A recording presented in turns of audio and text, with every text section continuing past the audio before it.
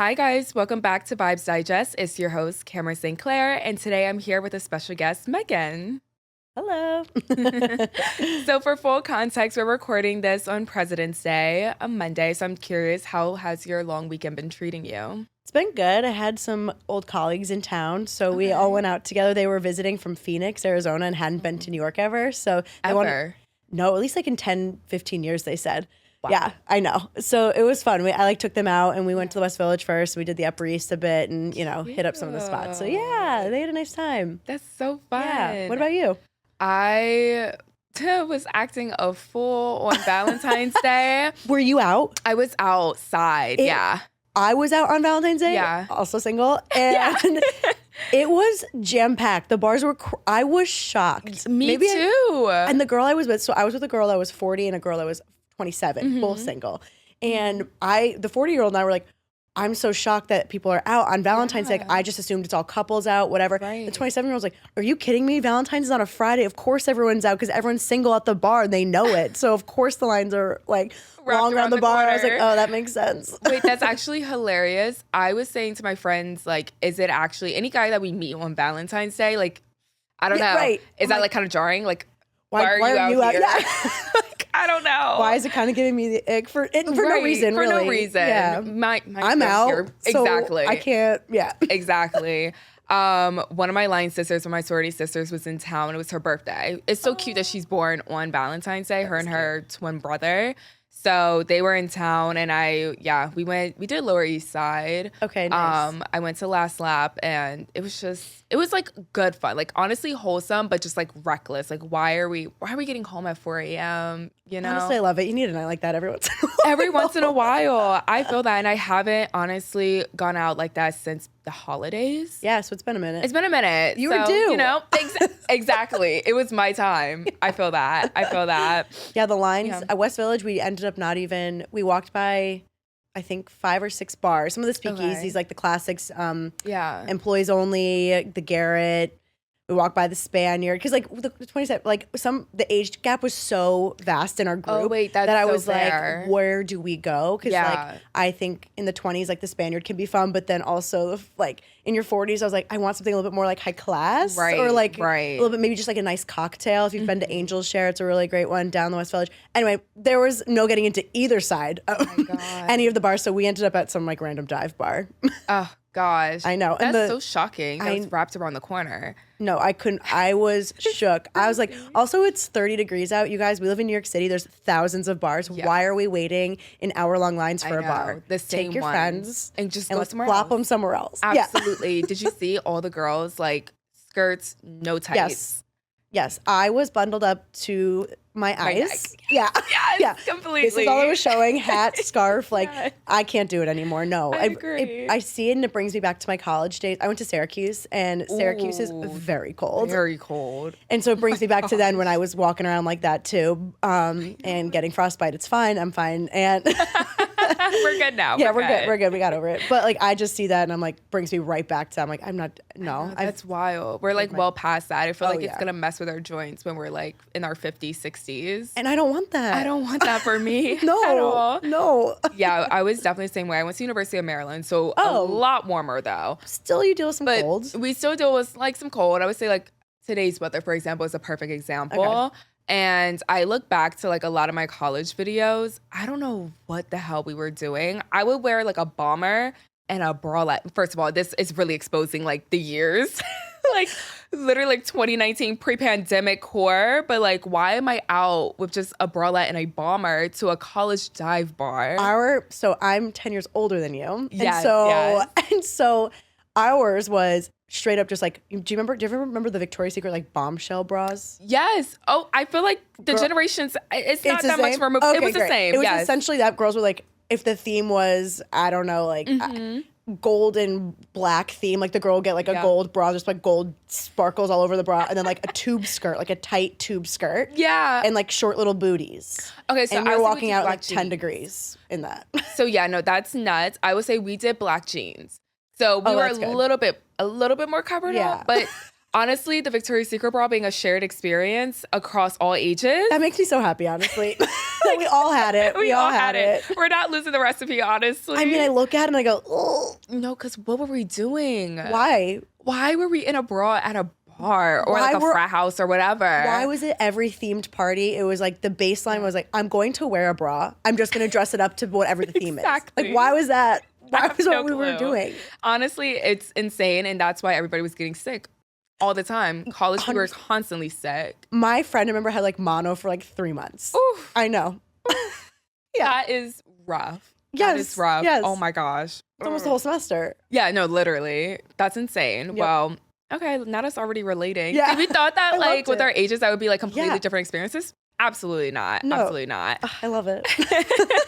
So something else I did this weekend was binging a lot of reality TV. A lot of shows are back on air, which is really fun and exciting. I feel like this is a perfect opportunity to introduce a new segment, and I need your help picking a name for this segment. Ooh, fun. Okay.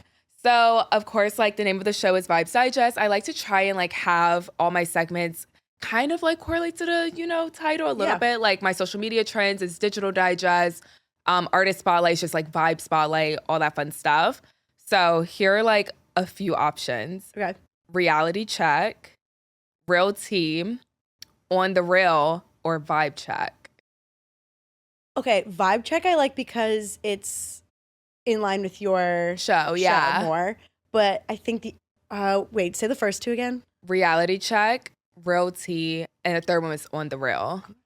Kind of like Reality Check. Reality Check? I do. I kind of like that too. Yeah. I know, because I was like, Vibe Check is cute, but also Vibe Check could mean anything. Right, that's what I was about to say. Yeah, we need to highlight the fact that this is about reality shows. And we're checking the people on it.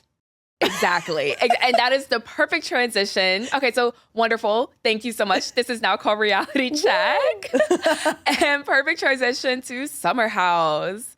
Okay, so Megan was like, have you like ever seen Summer House? At first I thought I didn't. And so I started watching. I was like, wait, no, I definitely have when Hannah Berner was on there. Yes. But that was like very early seasons. Yes. Like the first 2 or 3, right? I think she started season 3. Okay. Yeah. Okay. So I watched like that season. And then I was really into Martha's Vineyard, which was like essentially the Black version of Summer House. Instead of Hamptons, they went to Martha's Vineyard. I'm going to like compare the two a little bit later, but like let's just talk about this episode, season 9. Yes. Lindsey's pregnant. Lindsey is so pregnant. She's very pregnant, actually. I know. I can't believe she hid it for as long as she did when she like actually after she told everybody and then she came out in the bathing suit later. I was like, oh, like she's showing. Yeah, fully showing. What did you think of her Instagram announcement? How it was a brand deal? That was very controversial when it came out.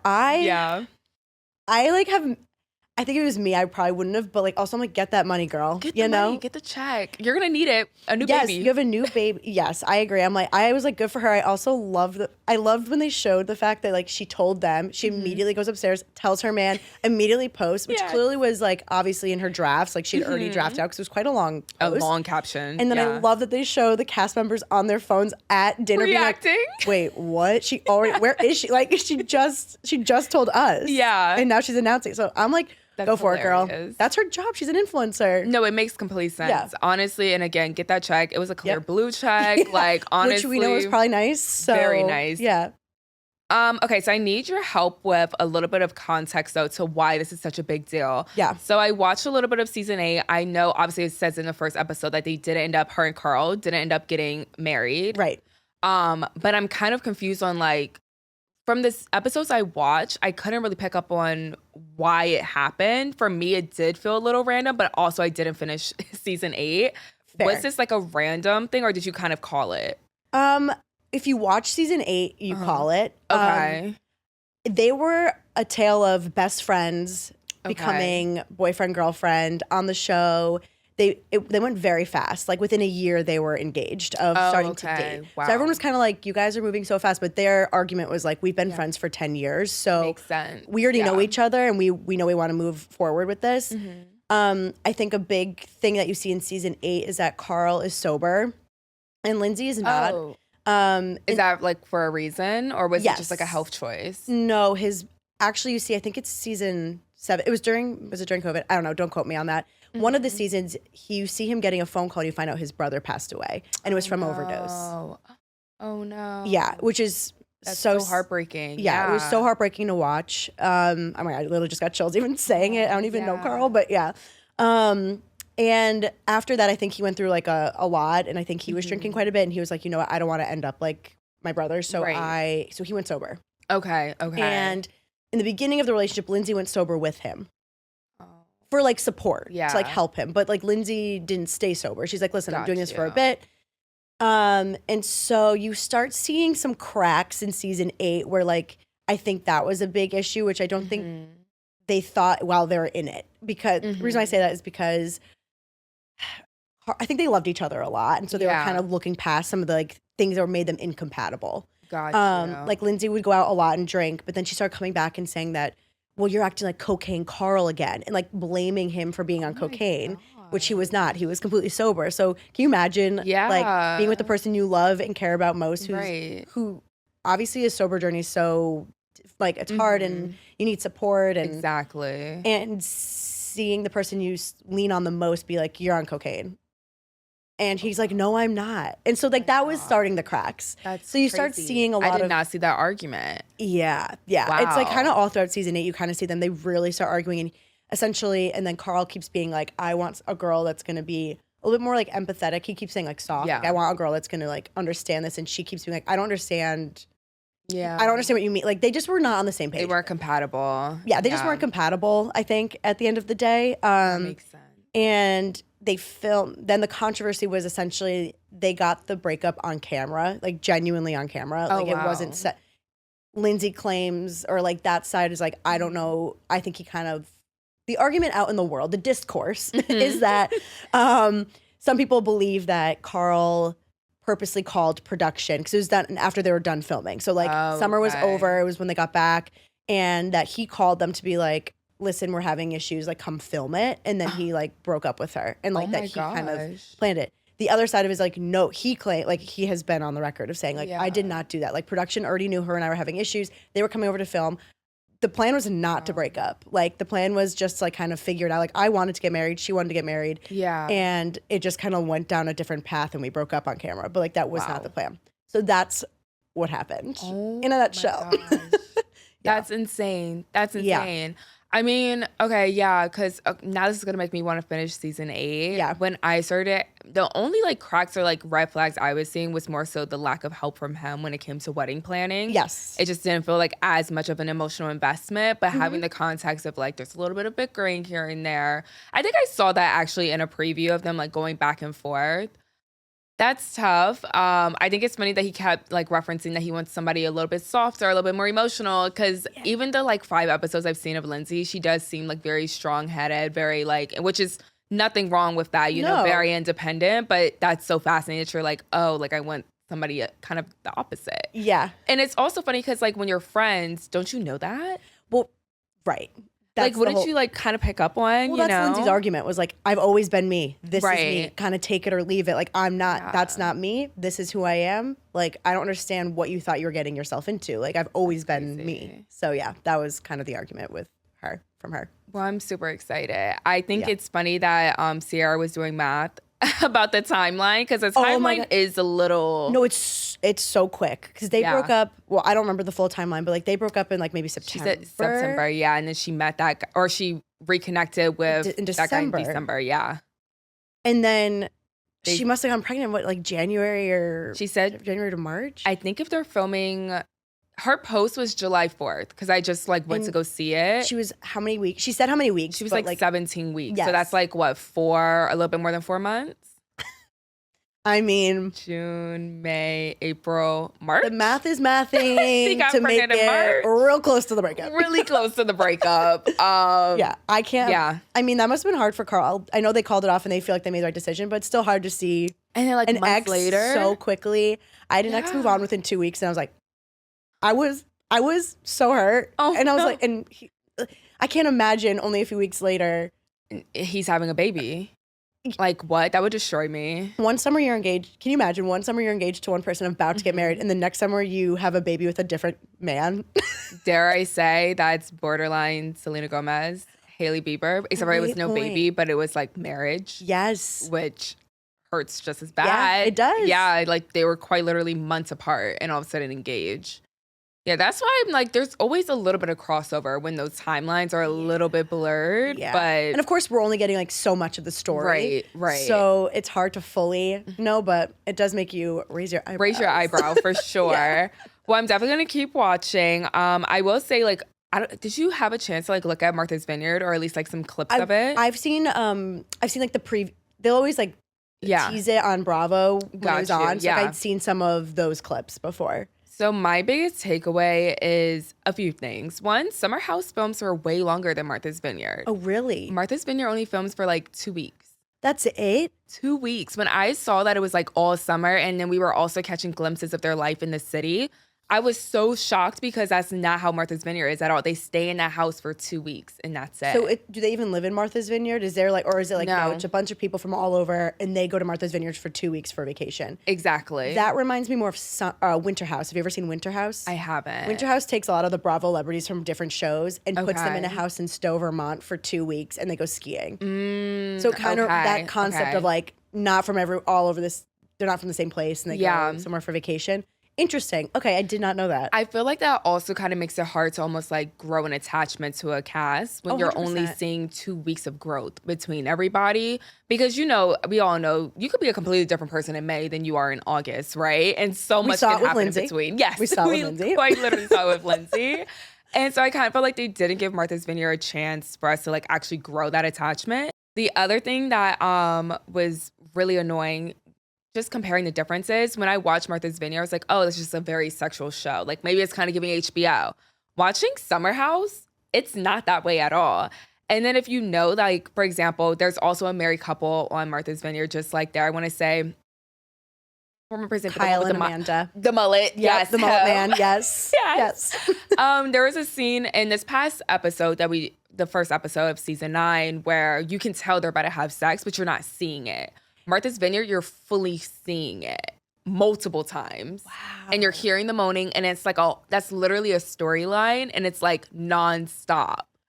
So Summer House, you'll see it here and there, but it's not a main plot. And a lot of them, I feel like, like Amanda, Kyle, I don't know. I feel like some of them go into the bathroom, some places go other places, or they just don't do it in the house. I don't know. But yeah, that's not a main. Crazy that it's like highlighted. They actually keep teasing that this season's gonna have the first threesome, and I'm like, okay. Oh god, it's gonna be like Jessie and those 2 new girls. I thought that, and I heard that I think it might be a new cast member we haven't met yet. His name's Emerald. Okay. I heard that it's him, but I don't know. I think it might be some randoms from their parties. I don't know. They keep teasing it though, because I think like, again, that's not a main plot point normally with the show. So they're like, guys, so that's gonna be interesting. Like we're actually getting a little spicy. Yep. Well, yeah. Unfortunately, Martha's Vineyard got canceled. So I was gonna ask. Yeah, it was only 2 seasons. But again, I think people just weren't like, the marketing wasn't that great, if we're being honest. Yeah. And then also we didn't grow an attachment to them. And if the main plot is sex, right, it's like, okay, where's the actual drama? Winter House got canceled too. Really? Yeah. They had, I think, three seasons, maybe. I don't know, I could be wrong. But they also got canceled. So then maybe Bravo needs to understand that like we need longer time with the castmates. You know, that's why we love Real Housewives. It's months of filming. Yes. And again, so much can happen. 100%. Yeah. So there's talks. We'll see. I don't know. I think some of the fans are talking that, you know, the Summer House cast is getting older. Like Carl is turning 40. Kyle's 42. Or turning 42 this summer.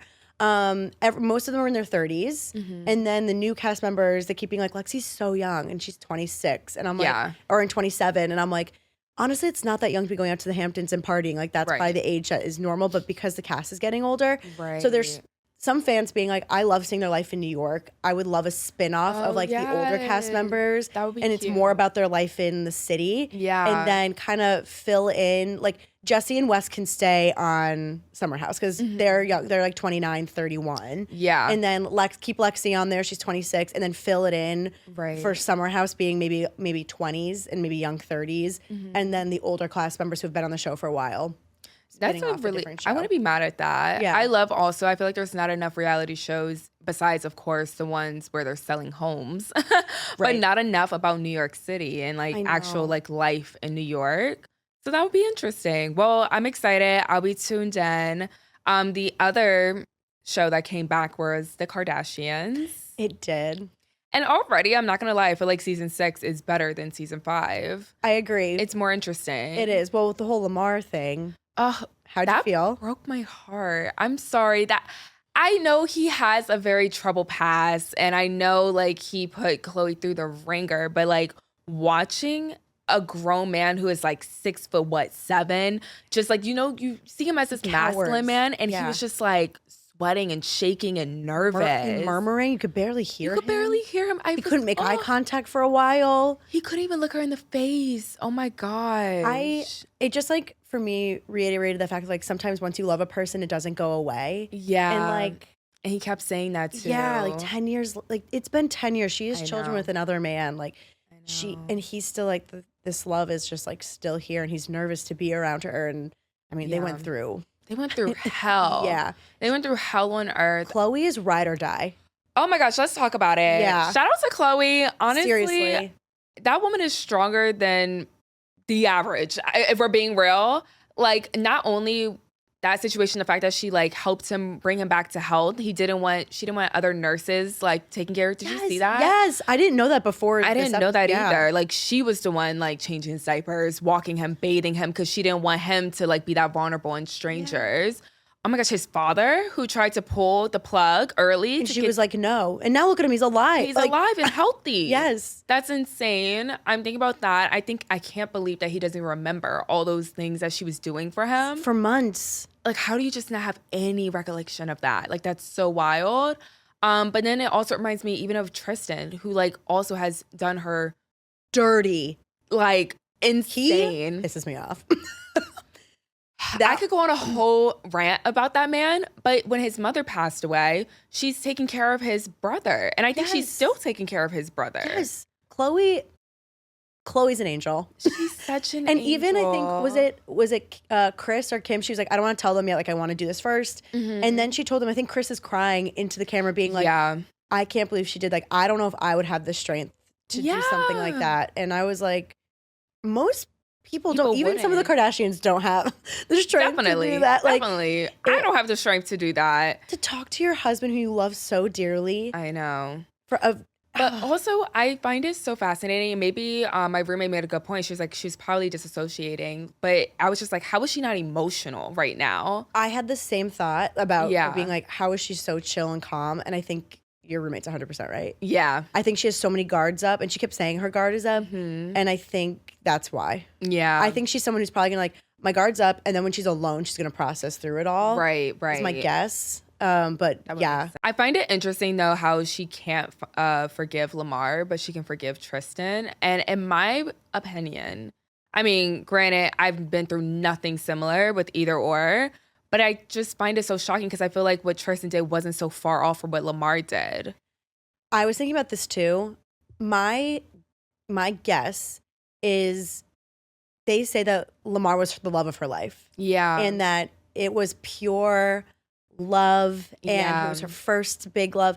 My guess is she has a different soft spot for him than Tristan because it was her first love, and she's like, and she still to this day is like, that was the love of my life. Yeah. She doesn't say that about Tristan. She doesn't. Wait, that's so true. I don't know if I ever heard her like speak so like, I don't know, like so in love with when it comes to him. Yeah. Right. Even though Lamar put her through hell, she can still be like, I can look back and see that was the love of my life, and it was pure, pure love. So I just think she has a different soft spot for Lamar than Tristan is my guess.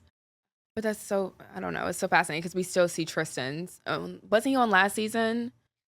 Yes. Oh, yeah. Didn't he like show up to one of the parties or something? Yeah. Like he's still around. He was living in her house for a while. Oh, yeah. Like, were they thinking about being neighbors or something? He wanted to be neighbors. He wanted to buy a house next door. Like, honestly, it's a little bit abusive. Like, there's some mental abuse there. Leave her alone. Leave her the hell alone. I feel so badly. I did see in an interview where like Lamar was saying that he feels so bad, not only what he did to Khloe, but he is fully convinced that like if he could have been a better man, she would have never been with somebody like Tristan.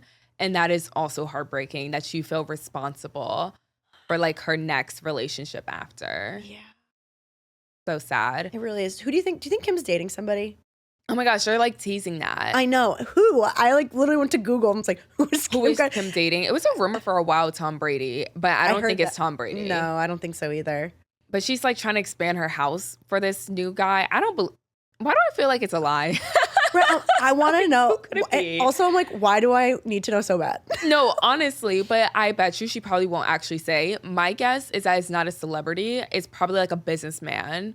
Ooh, I kind of love that for her. She's a businesswoman. Yeah, it makes complete sense. Like, honestly, she needs to stay away from these rappers, these basketball players, football players. Stay away from them all. Yes. You want to know who really started to make the transition for them, not just doing the athletes, was Kylie and Timothée Chalamet? Oh, 100%. And that's why I'm also kind of wondering, like, if Timothy is like the new guy, right? Why wouldn't she date a businessman or a lawyer, like a famous lawyer? Right. And therefore, she probably wouldn't be able to like mention who it is, because if you have a 9 to 5 and you know how that family, like the poor men, well, not poor men, but but the men, unfortunately, like their lives completely flip upside down. Yeah.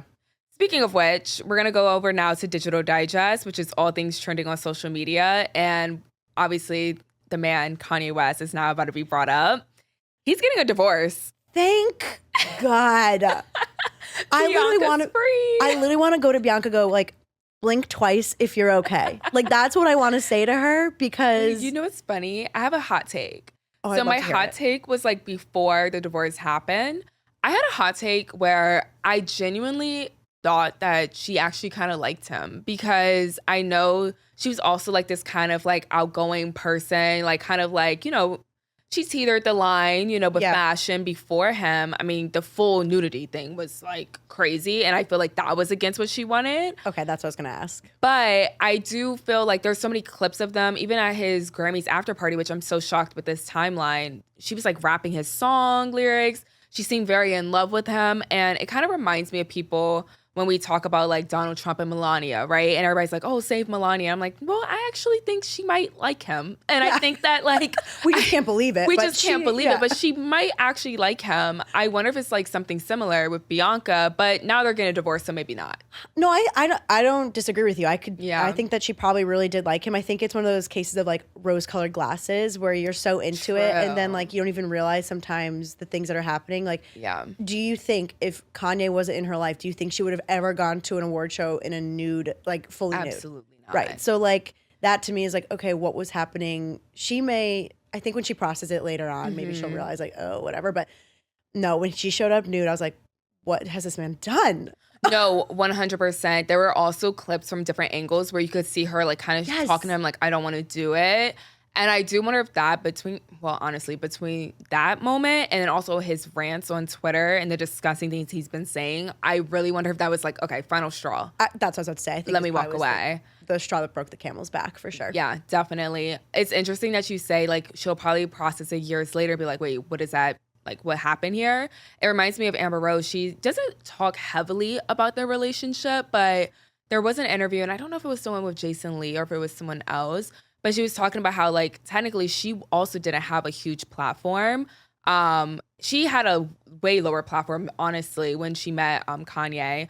But she didn't have an Instagram or socials, and she wasn't really allowed to speak to the public when they were dating. However, when she was dating him, it was posed as, like, you're not used to this lifestyle. People twist and turn, twist all of your words. I'm protecting you. Years later, once you remove yourself, you start to realize, oh, no, you were just being controlling. Yes. And maybe two things could be true at once, where you feel like you are protecting somebody by like who isn't used to the limelight. 100%. However, no, like at the end of the day, this is all very controlling. Do you know the couple Matt James and Rachel Kirkconnell? Yes. Did you watch the Call Her Daddy episode with not. Rachel Kirkconnell? My takeaway was something similar of like, it was only a week after their breakup and she truly loved this. I think they definitely obviously were in love and she really loved this man. Yeah. But some of the things she was saying, you're like, oh, I think when she processes through this, she's going to realize some of that was not cool. Right. And Alex tries to essentially like acts like a big sister of like, I think you're going to be happy he posted that weird Instagram so you can look back and see that when like I just think sometimes when you're in it and you have the rose-colored glasses, it's hard to notice the red flags start to not look red anymore. Right. It wasn't. Right. Yeah. And so I think once you're out of it and you process through, I think Rachel's another one that's going to realize that too. Like I want Call Her Daddy to have her back on. Like months later. 6 months to a year later and have another interview be like, can you see it now? Honestly, that's a good point that you just made too. I wonder, even like as a podcaster myself, you kind of want that moment, especially when it's like a trending topic. But the interview probably would have been so much more impactful if it was like 6 months later. Whoever gets to interview her a year from now, post relationship, and she could fully like talk about, you know, especially from a healed mindset too. Yeah, that's going to be a golden interview. Yep. And I want to see it. I'm tuning in. I'm tuning in. Okay, so now we're going to hop into Vibe Spotlight, where I highlight a lovely artist. And today we have two. So Drake and PARTYNEXTDOOR, they dropped their album, Some Sexy Songs for You. I know, such a funny title. I was really, really looking forward to this album because I'm a humongous PARTYNEXTDOOR fan. And I feel like Drake and Party make such good music together. I'm also, I have to do this, unfortunately. Part of me is kind of nervous to give my full opinion because I had some opinions last week when it came to Kendrick Lamar's performance against Drake. And my comments recently have been filled with Drake warriors, might I add. Yeah, like flooded. Girl, as in like the last 24 hours. What? Flooded with Drake warriors. I was quite literally joking with Tiana, the engineer here. Like, who is worse, honestly? Like, is it Drake fans or the Beehive? Dare I say, Drake fans just might be the male version of the Beehive. It's insane. Scary. No, very spooky. Grown men in their late 40s, 50s. I'm looking at them profiles. I know. They're like flooding my comments because they're like, I've been called so many different things. She's slow. She doesn't understand. This is what this means. Like yelling all captions, their opinions on Kendrick's performance and how just disagreeing with me, but like needing to comment about it. So, yeah, I'm kind of like nervous to give my full opinion about this album. Give it, girl. I want to hear it. I'm like, I was disappointed. So was I. Okay, good. So was I. I was nervous. I literally, on my way here today, I was listening. I was like, oh my God. I was like, I can't lie, but I don't really love it. I'm so sorry. Thank you. And you know what? Honestly,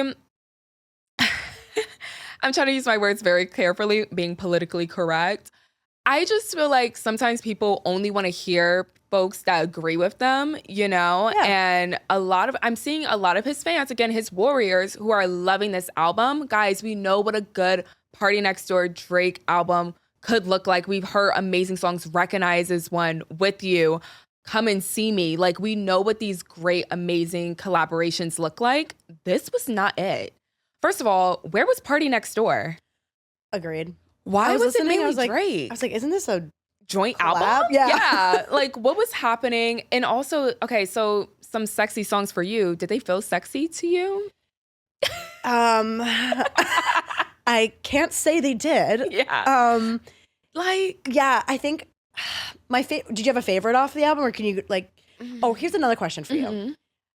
Are you somebody, when you first listen to a new album, you listen to the lyrics first, or do you listen to like the rhythm or like the beat of the song first? Such a good, oh my gosh, that's because a really good question. I'm a beat person, and to me, I'll start to sound the same a bit. And then normally for me, like if something really sticks out, it's normally like the beat, and then I'm like, ooh, and then I'll tune in more. Yeah. Wait, that's so fascinating because I'm more of the lyrics. I listen to lyrics first and then I hear the beat like kind of flow into it a little bit. Okay, so we're opposite. Yeah, we're definitely opposite. I feel like because I was listening to the lyrics first, that might have been why my immediate thought was, what is this? Fair. And for me, it was like I was listening to it on the subway and everything kind of like was blending together until I got to Give Me a Hug. And that was the first song for me, like beat-wise, it felt a little bit different. So I was like, ooh, I was intrigued. And that was probably my favorite one off the album. Yeah.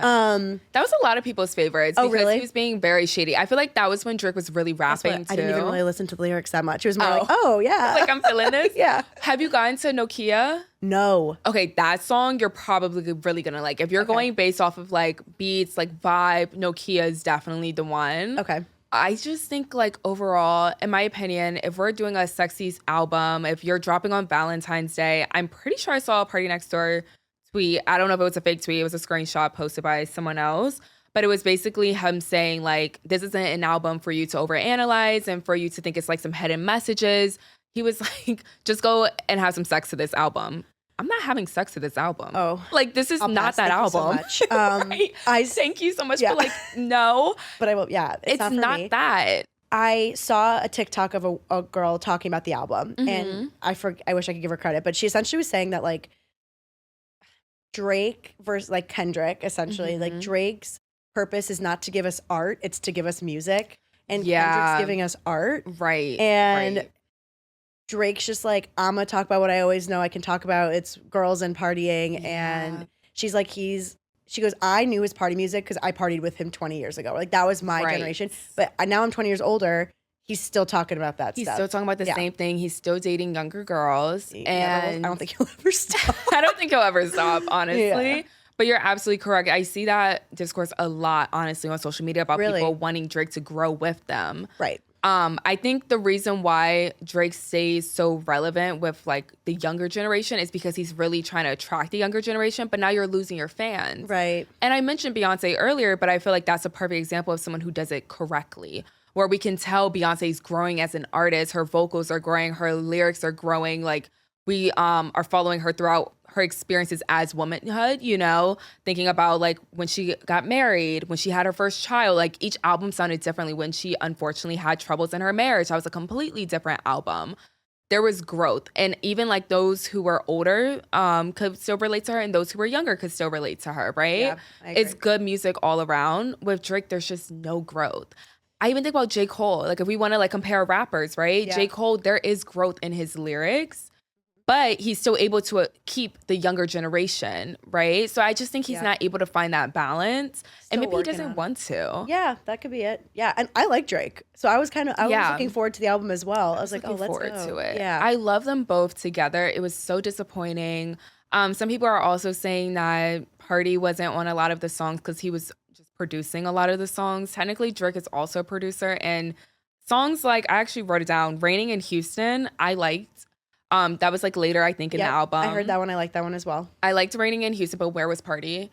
Right. And he did not produce that song. I looked it up just so I could like make sure I fact check myself. He didn't produce that. So I think Drake was just purposely like leaving him off of certain, I don't know, songs.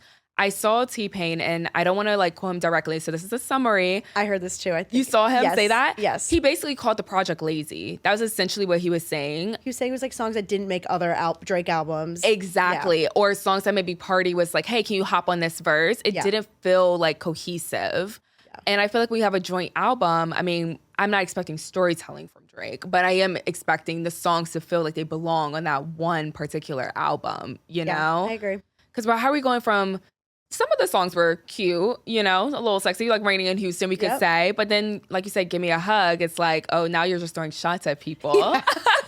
Sure. And he sure was. So it's so, I don't know. But again, his fans are loving it on Twitter. I'm seeing very polar opposite reactions. Really? That's interesting.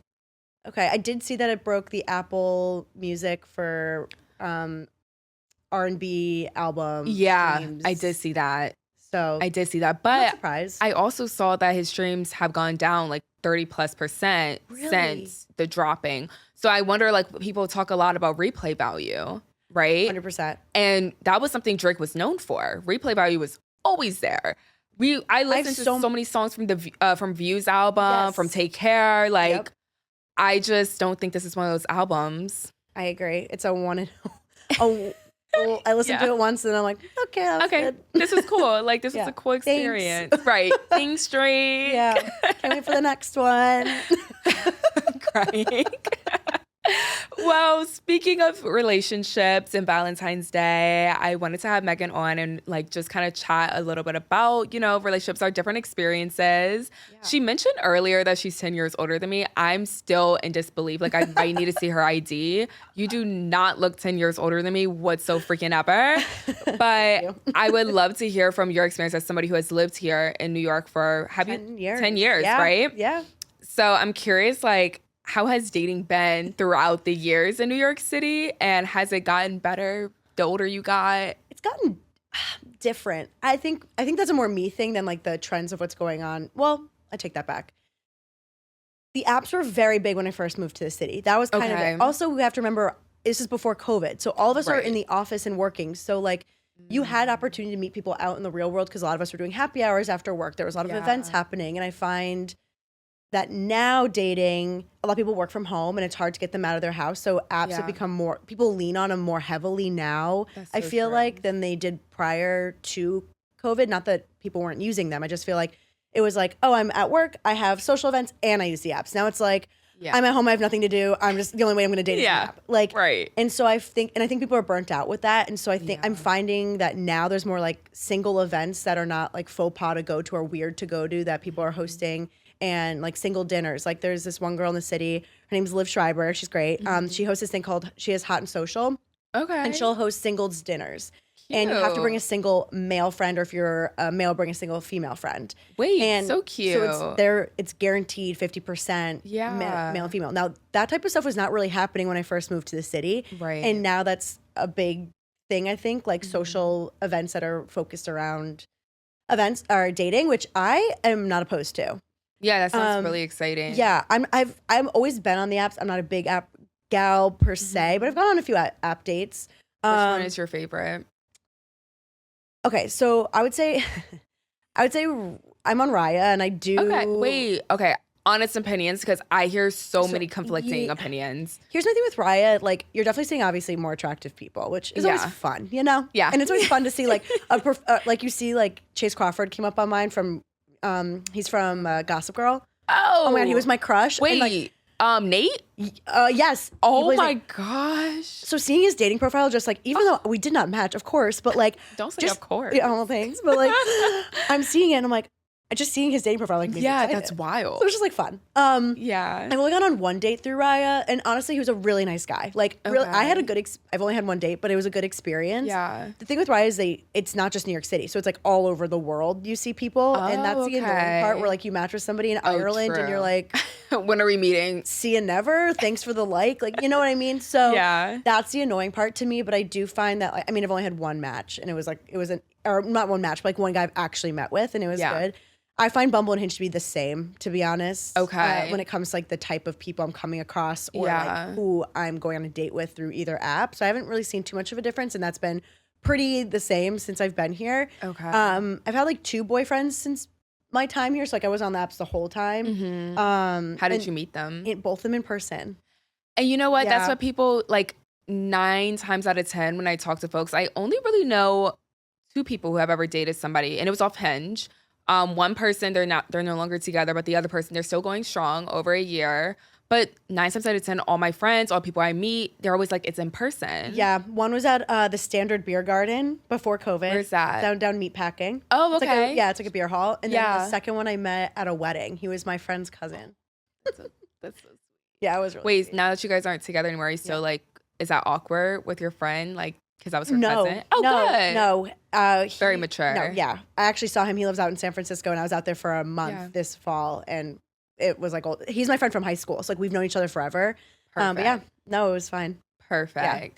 Yeah. The guy at the beer bar that you were talking about, did you go approach him, or did he approach you? He approached me. Well, actually, there was the long tables, like the long tables at a beer hall. Yeah. And the end of a table was available, and I tapped him I didn't even know what he looked like yet. I just tapped him on the shoulder because there was the only seats left in the whole place, and I had a group of 6 girls. And I was like, hey, is anyone sitting here? And he looked at me, he's like, you are.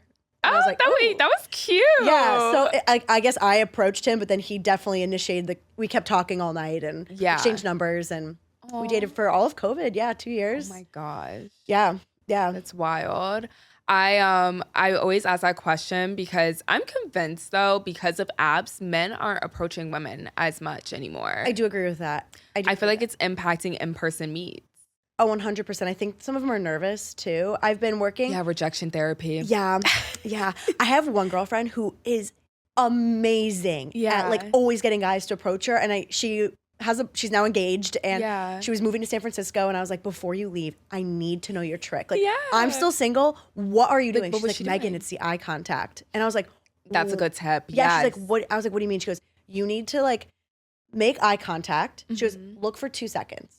Then you can look away, do your own thing, but make sure you can like they're probably still looking. And when you when you kind of notice them looking at you again, you look until they look away. Wait, that's a power move. And she always got approached. Wait. But when she's like looking until they look away, is it like a cute like smile? Oh yeah. I'm like, because that could get creepy. Like, oh yeah, no, no, she's like smiling. She's smiling, maybe like a little giggle in there if they're looking for a while. Yeah, and it worked for her. Wait, like why is that making me anxious? And same. And I'm hearing about it. Okay, so I did it one time and it worked. And it was like, okay. Tell the story. I call this man Peter Parker. And the reason why is because his name was Peter and I met him on Park Ave. Oh my gosh, that's hilarious. I was walking across Park Ave to the park. I had my AirPods in. I was listening to, like when your friends send you long audio messages, essentially my podcast, that's what I was listening to. Yeah. As I'm walking across the street and I see this guy and he's cute and he's walking the opposite way from me. And I'm like, take her note, make eye contact and smile. So it took everything in me, but I did it. I was like, smiled at him. I was just proud of myself. He smiled back. Yeah. I was like, I'm so proud of myself. I did the eye contact thing. It worked. He smiled back. Next thing I know, I get a tap on the shoulder and I turn around and it's him. And I'm like, I was shook. I take my AirPods out and I go, hello. He goes, do I know you from somewhere? And I definitely did not know this man. I'd never seen him in my life. I was like, I don't think so. And he's like, no, I definitely think I know you. And I was like, I don't think so. We go back and forth for a bit. And he finally goes, how about this? I'll take your number, and if I can remember where you're from, I'll text you. And I was like, great. 2 minutes later, the man texts me, and he's like, what are you doing today? And we went on a walk. He met me. We went on a walk in the park. That's so. This is such a like meet cute moment. Yeah, I thought it was my. I thought this was my story. That was gonna be your soulmate. It wasn't at all. We went on the walk, and he turned out to be quite strange. But I've had something similar. I'm not gonna lie. Oh, let me share. It was on the subway. He was also extremely attractive. You know Emily in Paris? Yes. And you know, like the boyfriend that she had, the British guy? Yes. He looked like him, like so attractive. And so hot. He was British. And something about a British accent makes you even hotter. Even hotter. Yep. And I like kind of like saw him, but I wasn't looking fully at him. I was looking at someone else. And I thought he was looking at me, but I just like look away. We're walking. And then he like taps me on the shoulder again. He's like, hey, like I saw you. And he's starting to flirt. He was funny as hell because he was older than me. I want to say he was like 32. But he goes, before I continue this, how old are you? So I told him my age. He's like, okay. Yeah, we're good there. Let's just, get that out of the way. And he gave me like one of his bag of chips, which was so wild. He had like a bunch of Trader Joe bags of chips. He was telling me how he lives not far from me, but the building he was going into was his friend who is sadly going through a divorce. He was bringing her chips. I'm like, well, why are you giving me some of her chips? He's like, we have 3 bags, right? And so I got those. I got his number. And at first I also thought like, oh my gosh, this is amazing. Like this is the perfect story. Yeah. Also turned out weird. Like texting way too much. Yes. Texting me about the stars and moons, which... Oh, he started texting me about his ex-girlfriend that he had broken up with a month ago, being like, I just really loved her. I was like, this is not for me. This is not for me. I'm going to see myself out of this conversation. Thank you so much. I didn't even save the number. I was like, goodbye. I have a theory that the moment that you save a man's number is the moment they actually start messing up. Just like the moment you tell one of your friends about a man that you like, the moment that they start messing up. I'm fully convinced.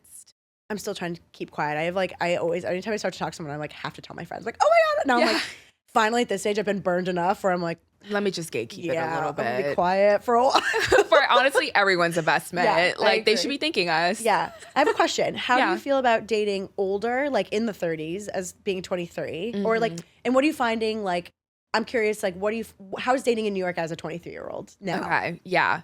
Well, newly 24. Oh my God, happy birthday. Thanks. You're welcome. So yes, how is that? I'm finding that the men aren't that different. I know we kind of talked about this. Yeah. It's interesting because some of the men I'm like, okay, I'll start with this. I find it a little jarring because I forget that I was 23 for most of the time. I just turned 24 a couple weeks ago. So for me, I'm still in the like, oh, I'm underage and I'm not underage. So when a man of 30 plus approaches me, I'm like, oh, that's what fair. is this? Yeah. However, I am definitely at that age where I should be. The only thing I could say is I went on a couple of dates, like maybe 2-3 dates with this one lawyer who was very well off, like 5-year lawyer, had a wonderful home, owned a condo in Harlem. Owned? We don't hear about that in New York. We don't hear about that in New York. 32, and he seemed like he had his life together. I will say 2 things. One, I felt like he was a little boring, but I think I'm realizing the older they are and the more successful they are, they kind of don't lean on their personality as much because we were going on these like really nice dates and he knows I'm younger than him. So it's kind of like, oh, I can impress her this way, less with like jokes. However, I should not be making myself laugh on a date ever. I agree with that. And that happened way too many times. And then second, it was kind of like a mind boggle for me because I don't know. I think I just recently got out of something that was way too effing long, like 10 months of just to not even end up a girlfriend. But that's another story.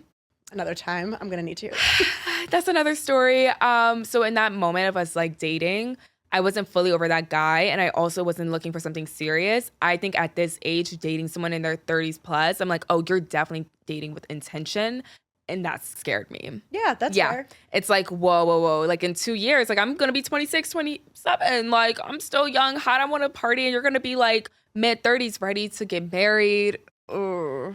Yeah. Yeah. I think I was like you at your age too. Yeah. Of being like, I just want to have fun. I'm with my friends. And that's why I think I didn't put that much emphasis on dating, honestly, when I first got here. Like, it's always fun to like flirt and have a guy, you know? Right. But like, I really wasn't thinking like, oh, I want to get married right now. I was like, I just moved to New York. I had just started my career. I had gotten my dream job at Disney. I was like, I just want to focus on this. All my friends from college moved to New York. I was like, let me just enjoy New York.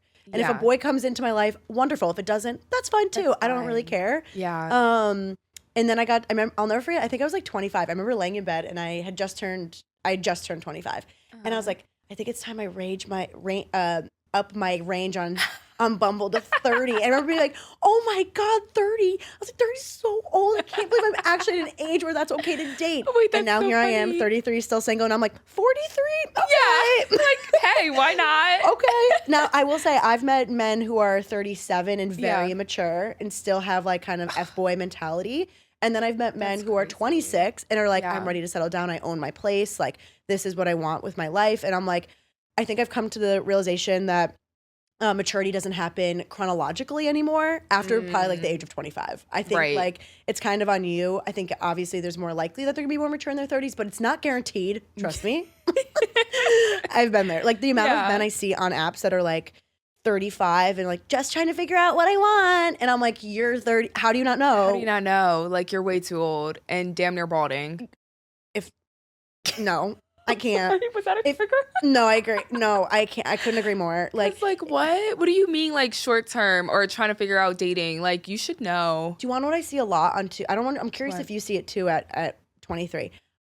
Since I got back on the app since my last relationship, I've been seeing a lot more ethical non-monogamy on there. Like a lot of that, which I never really saw that much of before. And I'm curious, do you see that too at your age? I don't see it, but what I will say, I feel like it's something that's becoming a little bit more popular for sure. Interesting. For sure. I have like some, or not necessarily my friends, but like so for example, my cousins, they live in LA, and I feel like in LA especially, it's a lot more popular. Sometimes the men aren't as explicit, so at least these men are being explicit, right? Right. But yeah, it's also funny. I don't know if you've heard of a podcast called Horrible Decisions. No. So one of the co-hosts, she's actually a co-owner of like this studio that we're in right now. And they talk about it. I think they're both like non-monogamous. And I feel like something that they say, which I find interesting, is that actually more people prefer non-monogamy. They don't want just one partner. And it could be based on like their schedule, they're super busy, or just like, I don't know, a lot of people are in like lifestyle is what they'll say. But because the traditional norm in society is monogamy, it's a lot less discussed. So maybe that's like why some people are starting to feel more comfortable to like actually just say like, this is what I'm looking for. I've seen a couple of couples on Hinge where it's like a double profile. I've seen stuff, but I feel like that's kind of normal. And I don't think they're looking for an actual relationship. No, that's something different. Yeah, that's something completely different. How do you feel about that though? I feel like I'm still like very traditional monogamy. Same. Okay, cool. Yeah. I'd be way too jealous. I think so too. I 100% think so. I'm not normally an anxious person, and I think that would make me anxious. Yeah. Being like, well, who were you with last night? What are you doing? Like, what is this? Like, I don't think it would. I'm pretty zen. I don't think that's gonna ruin my zenness. That's hilarious.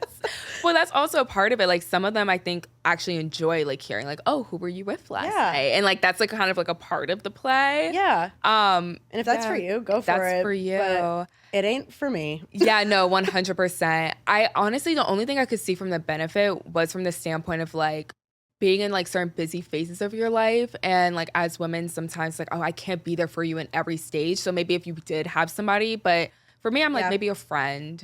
Like maybe not an actual partner, but like having a friend or like leaning on, like that's why men honestly should have more guy friends in my opinion, to lean on. I agree. I also just think in general, like right now, I'm in like probably similar to how you were when you were my age, like heavy into my career right now. I'm doing a lot of like side quests, if you will. I just don't have time for dating. And that's okay.